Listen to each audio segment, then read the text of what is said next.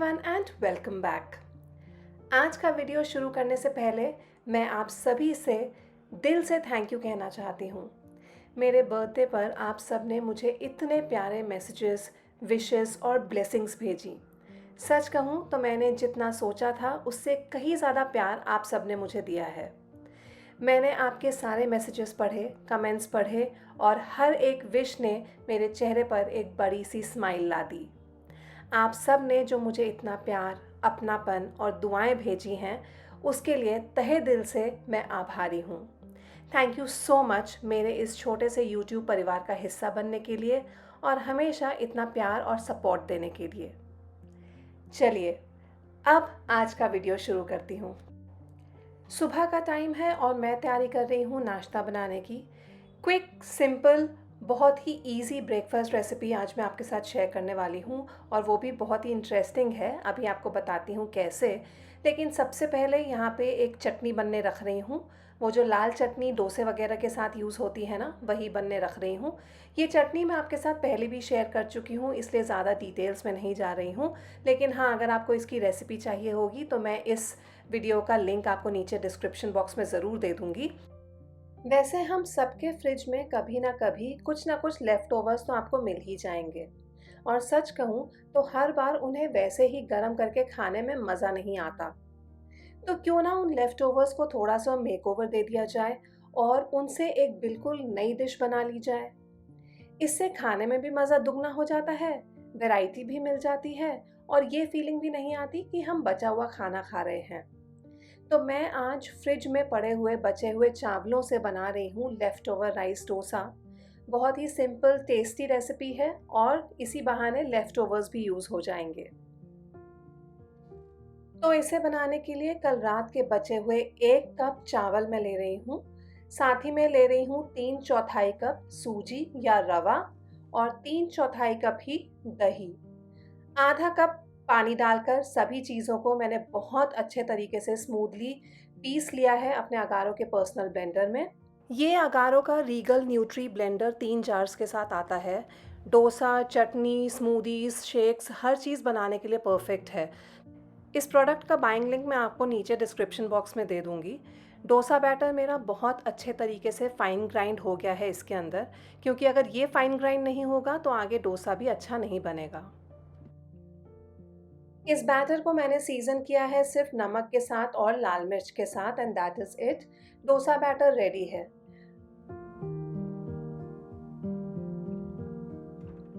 अब जो मैं चटनी बना रही थी, वो चीज़ें भी अच्छे तरीके से पक गई हैं, गल गई हैं, ठंडी भी हो चुकी हैं, तो टाइम है इनको भी ग्राइंड करने का। सेम ब्लेंडर जार में मैंने सारी चीज़ें निकाल ली हैं। साथ में डाल रही हूँ नमक, लाल मिर्च का पाउडर और थोड़ा-सा पानी और सब चीज़ों को अगेन मैं स्मूथली ब्लेंड कर लूँगी अपने पर्सनल ब्लेंडर में।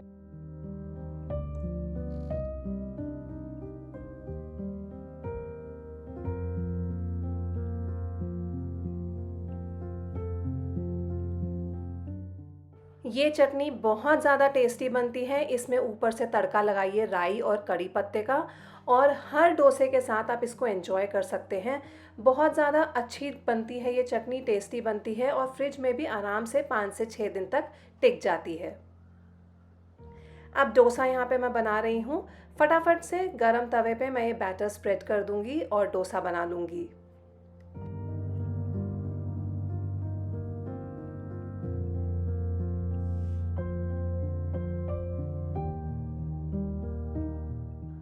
आज का ब्रेकफास्ट तो मेरा सॉर्टेड हो गया है और ये लेफ़्ट ओवर राइस यूज़ करके बहुत ही yummy, tasty and quick breakfast भी रेडी हो गया है।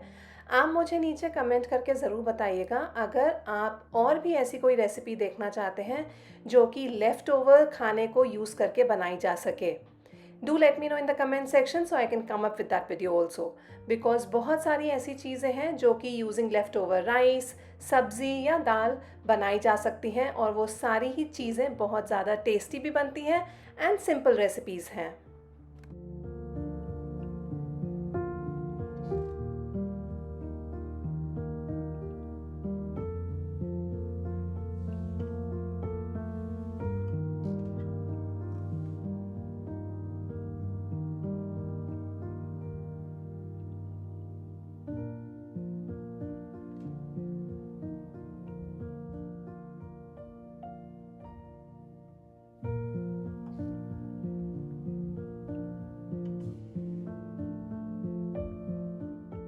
और अब लगना था मुझे दिन के नेक्स्ट इम्पॉर्टेंट काम में। जनरली वीक में एक ऐसा बड़ा काम मैं ज़रूर लेती हूँ ऑर्गेनाइजेशन का, जहाँ पे मैं डीक्लटरिंग भी करती हूँ और चीज़ों को ऑर्गेनाइज़ भी करती हूँ। घर का कोई ना कोई कोना आपको हर हफ्ते एक ऐसा मिल ही जाएगा जहाँ पे चीज़ों को डंप किया होगा। हमारा फ्रिज काफ़ी ज़्यादा लंबा है, ऊँचा है, तो जनरली वो सारी चीज़ें फ्रिज के ऊपर डंप हो जाती हैं जो नहीं यूज़ होने वाली होती हैं या जो हमें बच्चों से दूर करनी होती हैं। तो आज ये सारी चीज़ें मुझे ठीक करनी थी और फ्रिज के अंदर से भी सफाई करनी थी।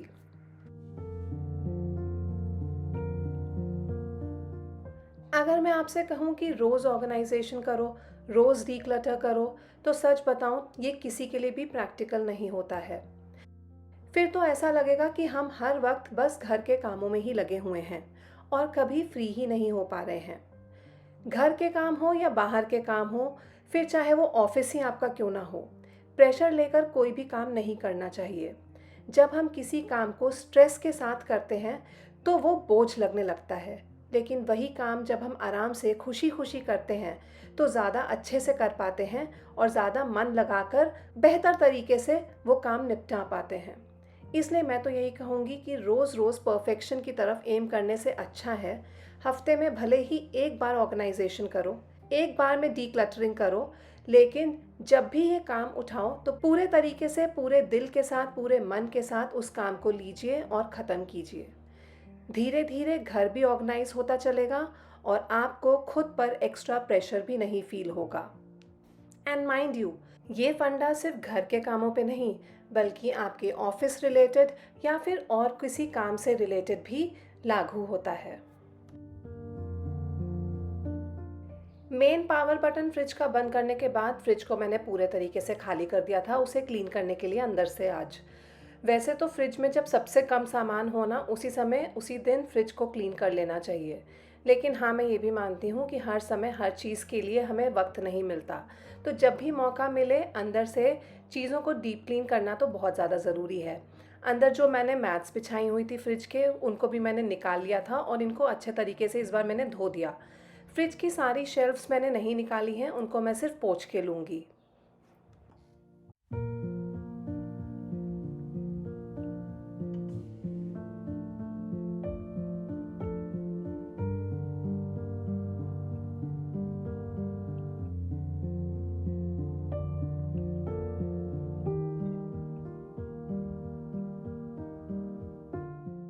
फ्रिज को अंदर से साफ़ करने के लिए मैंने 1/4 कप विनेगर और 1 कप पानी को मिक्स करके स्प्रे बॉटल में डाल दिया है और इस सॉल्यूशन के साथ मैं फ्रिज को अंदर से क्लीन करूँगी। ये बिल्कुल केमिकल फ्री सॉल्यूशन है और घर में हर क्लीनिंग के लिए काम आता है। स्पेशली फ्रिज वगैरह में अगर बहुत स्मेल आपकी आ रही है तो इस सॉल्यूशन से वो अच्छे से क्लीन हो जाएगी और स्मेल भी दूर हो जाएगी। फ्रिज के डोर पे जो रबर लगा होता है, इसमें भी बहुत सारी गंदगी इकट्ठा हो जाती है, पता नहीं कहाँ से। लेकिन इसको क्लीन करना बहुत ज़्यादा ज़रूरी है, क्योंकि अगर ये रबर ख़राब हो जाए तो फ्रिज ठीक से बंद नहीं होता है, उसकी गैस लीक होने लगती है और फ्रिज ख़राब हो जाता है। तो इस रबर का ख़ास तौर से हमें ध्यान रखना चाहिए वाइल क्लीनिंग।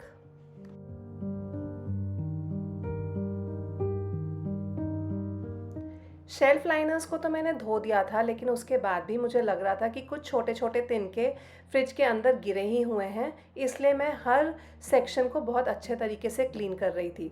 इसलिए मुझे कभी-कभी ऐसा लगता है कि शेल्फ लाइनर्स लगाने का फ़ायदा ही नहीं होता। बट एनीवेज़ थोड़ा काम तो कम होता ही है, क्योंकि शेल्फ लाइनर्स धोना ज़्यादा आसान है दैन कि आप एक-एक अटैचमेंट पूरा निकालें और उसको धोएँ और सुखाएँ। यहाँ पे जो फ्रूट बास्केट और वेजिटेबल बास्केट थी उसको भी मैंने अंदर से अच्छे तरीके से क्लीन कर दिया। एक जो बास्केट थी वो थोड़ी-सी स्टिकी लग रही थी, तो उसको मैंने अच्छे से सर्फ़ के साथ डिटर्जेंट लगा के तब साफ़ किया है।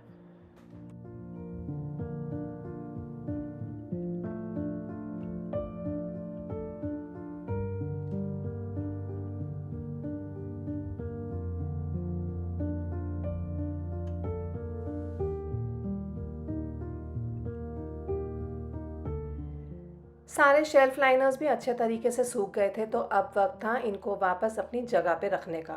अगर आप शेल्फ लाइनर्स डार्क कलर के यूज़ करते हैं तो वो अच्छे नहीं रहेंगे, क्योंकि लाइट प्रॉपरली फ्रिज के अंदर सर्कुलेट नहीं हो पाती है। इंस्टेंट ट्रांसल्यूसेंट या फिर ट्रांसपेरेंट शेल्फ़ लाइनर्स यूज़ कीजिए, वो अच्छे रहते हैं फ्रिज में यूज़ करने के लिए। अब सारी ही चीज़ों को भी मैं वापस फ्रिज के अंदर रख दूँगी। वैसे तो बहुत ज़्यादा फ़र्क नहीं पड़ता, लेकिन फिर भी अपने कन्वीनियंस के लिए जो चीज़ें बहुत फ्रीक्वेंटली यूज़ होती हैं, जो आपको बहुत जल्दी-जल्दी फ्रिज से निकालनी करनी होती हैं, उन्हें टॉप मोस्ट शेल्फ्स में रखिए एंड बाकी की चीज़ों को नीचे वाली शेल्फ्स में रखिए।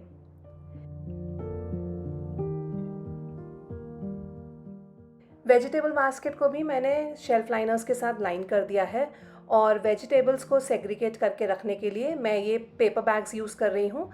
बिग बास्केट, ज़ोमैटो, स्विगी इन सब के पेपर बैग्स आते ही हैं, इनको यूज़ कीजिए और इनके अंदर सेग्रीगेट करके फ्रूट्स एंड वेजिटेबल्स आप आराम से रख सकते हैं।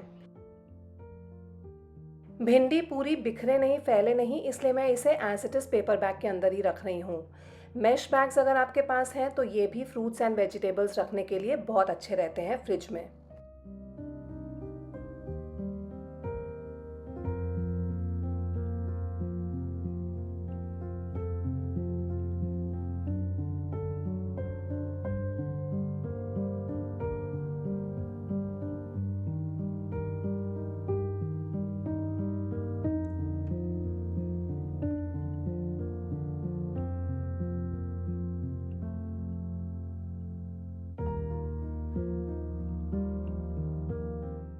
ये सारे काम निपटाते-निपटाते मुझे अराउंड 12 साढ़े 12 बज गया था और मेरा लंच अभी तक प्रिपेयर्ड नहीं था, तो अब नेक्स्ट मैं वही तैयारी करने वाली हूँ। लंच भी बनाऊँगी और साथ में एक स्पेशल डेज़र्ट भी, क्योंकि आज है संडे 21st ऑफ जून यानी कि फादर्स डे।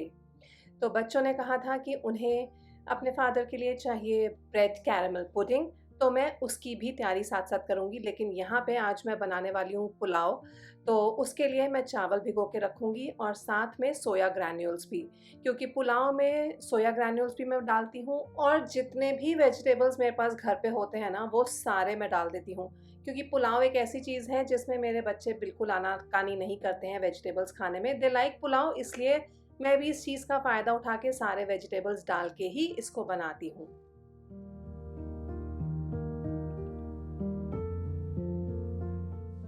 ब्रेड पुडिंग भी फटाफट बन जाती है, अगर इसमें थोड़ा-सा टाइम जाएगा तो वो बस इसे सेट करने में जाएगा फ्रिज में, क्योंकि कुछ घंटे लग जाते हैं इसे सेट होने में।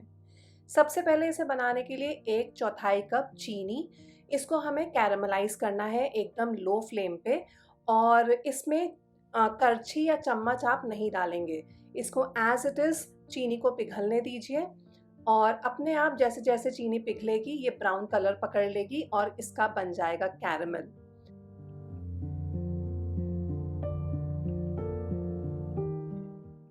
पुडिंग का सबसे पहला बेस होता है ये कैरेमल ही, इसलिए हम इसे फटाफट से किसी भी मोल्ड में डाल देंगे जिसमें भी हमें इसे सेट करना है।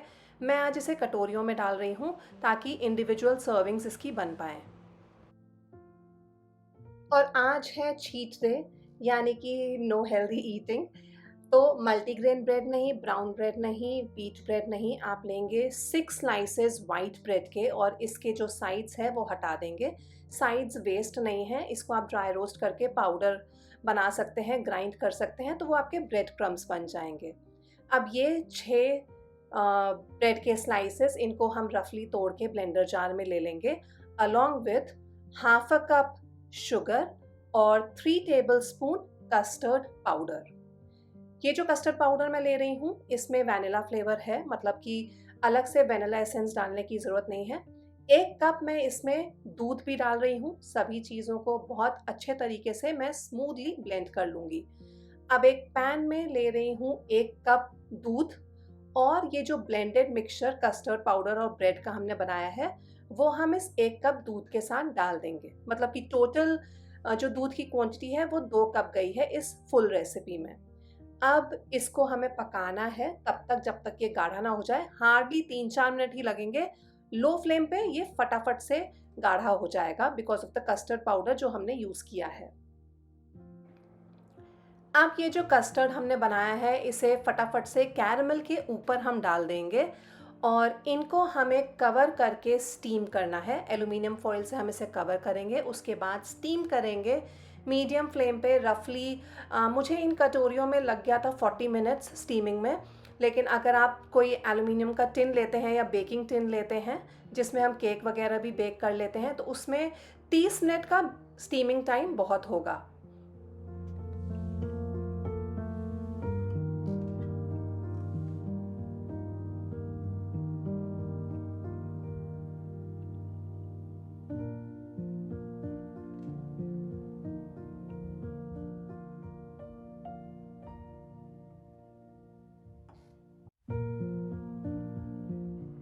जितनी देर में पुडिंग स्टीम हो रही है उतनी देर में मैं सारे वेजिटेबल्स अब कट कर लूँगी पुलाव के लिए, और साथ में पुलाव बना के रेडी भी कर दूँगी। तो यहाँ पे मेरे पास आज थी गाजर, शिमला मिर्च, कॉर्न, मटर, इवन मशरूम मैंने बाद में लिए थे और वो भी डाले थे। तो ये सारे ही वेजिटेबल्स मैंने एक बाउल में इकट्ठे कर लिए हैं। सोया चंक्स जो मैंने पानी में सबसे पहले भिगो के रखे थे, उनका मैंने एक्स्ट्रा पानी निचोड़ लिया है और वो भी मैं इसमें डाल दूँगी। मुझे पर्सनली सोया ग्रैन्यूल्स और सोया चंक्स दोनों ही बहुत ज़्यादा पसंद हैं, और पुलाव में मैं जनरली सोया चंक्स ही यूज़ करती हूँ। डायरेक्टली मैं कुकर में ही इसे बनाऊंगी क्योंकि 2 सीटी में बन के रेडी हो जाएगा। वैसे कढ़ाई में भी ये बहुत अच्छा बनता है। घी या ऑयल जो भी आप प्रेफर करते हैं उसे डाल दीजिए, खड़े मसाले डालिए, जीरा डालिए और स्लाइस्ड प्याज मैंने यहाँ पे डाला है। प्याज को मैं गुलाबी होने तक पका लूँगी और उसके बाद सारे ही वेजिटेबल्स इसके अंदर एक साथ डाल दूँगी। आज तो मैं बहुत ही सिंपल तरीके से बना रही हूँ, लेकिन इसमें भी बहुत सारे वेरिएशंस हो सकते हैं। जैसे आप इसमें टमाटर भी डाल सकते हैं, जो मैंने आज नहीं डाला है। सब्जियों को मैरिनेट करके भी डाला जा सकता है, अगेन वो आज मैंने नहीं किया है। बिल्कुल सिंपल तरीके से वन पॉट मील जो आम घरों में बनती है वही बनाई है, नथिंग फैंसी। सारे ही घर के बेसिक मसाले इसमें डाल दिए हैं, जैसे कि नमक, हल्दी पाउडर, लाल मिर्च पाउडर, धनिया पाउडर, इवन पाव भाजी मसाला इसमें बहुत अच्छा टेस्ट देता है, या फिर किचन किंग मसाला भी डाला जा सकता है। गरम मसाला मैंने नहीं डाला है क्योंकि सारे ही खड़े मसाले मैंने डाले हैं इसमें। अब सभी चीज़ों को मैंने अच्छे से मिक्स कर दिया है। भीगे हुए चावल भी इसमें डाल दिए हैं। जिस पानी में चावलों को भिगोया था उस पानी के सहित ही मैंने चावलों को कुकर में डाला है, और कुकर बंद करके मैं सिर्फ 2 विसिल इसमें लगवा लूँगी। कौन कौन से मसाले आप यूज़ करते हैं और कुकिंग में किस टाइम पे आप उन मसालों को सब्ज़ी के अंदर डाल के पकाते हैं, इन सब चीज़ों से भी सब्ज़ी के टेस्ट में बहुत ज़्यादा फ़र्क पड़ता है। डू लेट मी नो कि आप अपने घर में पुलाव किस तरीके से बनाते हैं, because I am sure pulao जैसी रेसिपी हर घर में बनती ही बनती है।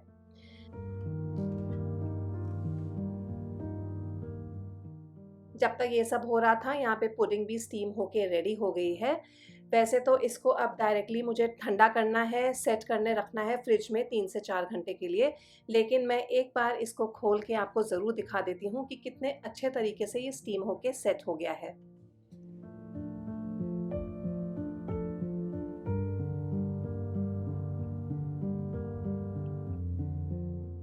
इसको ढक के ही फ्रिज में सेट होने के लिए रखिए। कम से कम नहीं तो 4 घंटे तो लग ही जाएँगे इसे सेट होने में।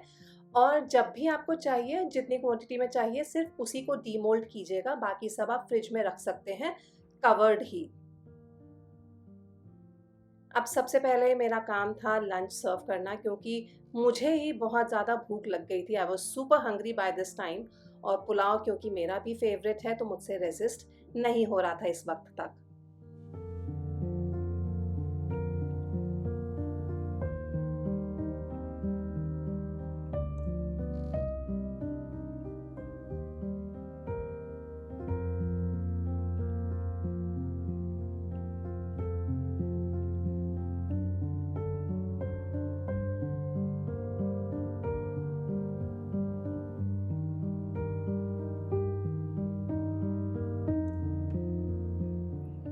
अराउंड शाम को 5 बजे हम सबका मन कर गया था, और अब रेज़िस्ट भी नहीं हो रहा था, रुका नहीं जा रहा था। It was time to unmould the bread caramel pudding. एक बार इस रेसिपी को ज़रूर ट्राई कीजिएगा, because it is worth the try. Sides को लूज़न आउट करके इसे अनमोल्ड कीजिए और एन्जॉय कीजिए। बहुत ज़्यादा टेस्टी बनती है, सिंपल रेसिपी तो है ही। और हाँ, ये सब खाने के बाद एक्सरसाइज़ करना मत भूलिएगा, बिकॉज़ अपनी हेल्थ का ध्यान रखना वो भी बहुत ज़्यादा ज़रूरी है, लेकिन बीच-बीच में एक आध दिन चीट डे होना does not harm. On that note, मैं नीलिमा अब इस वीडियो से लेती हूँ अलविदा। मिलूंगी जल्द ही अपने अगले वीडियो में आप सबके साथ। Till then, take care, keep smiling and keep watching. Lots of love from my side. Bye bye.